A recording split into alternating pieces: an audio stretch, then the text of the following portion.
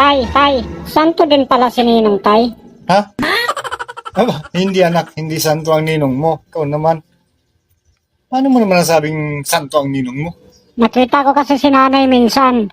Dinadasalan niya si Ninong, nakaluhod siya sa harap ni Ha? Ninong. Saan? Diyan, sa kwarto natin. Dito sa kwarto natin? Opo, nakita ko po. O tapos, Tapos, tinanong ko si nanay kung anong ginagawa niya. ano sabi niya?